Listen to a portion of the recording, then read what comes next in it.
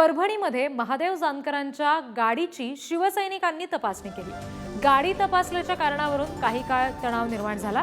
चालकाच्या फिर्यादीवरून गाडी तपासणी करणाऱ्यांवर गुन्हा दाखल करण्यात आलाय।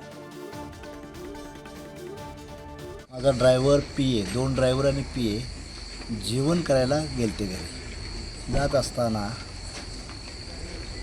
खासदाराच्या माणसाने येऊन कोणतरी मला वाटते भालेराव म्हणून कोणतरी आहे, त्यांच्याबरोबर 10 ते 12 ते 16 लोक येऊन गाडी चेक केली आणि गाडीतली कागदपत्र फाडण्याचा प्रयत्न केला।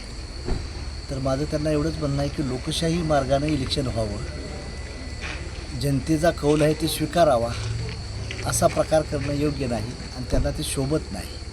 असा प्रकार करू नये ही माझी त्यांना नम्र विनंती आहे। प्रदीप भालेराव या इसमाने काही मुलांसोबत गाडी थांबवून अडवले आणि तुम्ही पैसे वाटण्यासाठी चाललेले आहात का असे म्हणून त्यांची गाडी चेक केली। गाडीतील बॅग आणि फूड पॅकेट चेक केले, अशी घटना घडलेली आहे।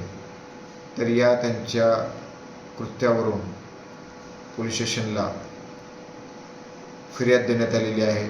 श्रीयुत महादेव जानकर यांच्या पीए यांनी फिर्याद दिलेली आहे, त्यावरून कायदेशीर गुन्हा दाखल करत आहोत आणि योग्य ती कारवाई नवामोंडा पोलीस स्टेशन या ठिकाणी करण्यात येत आहे।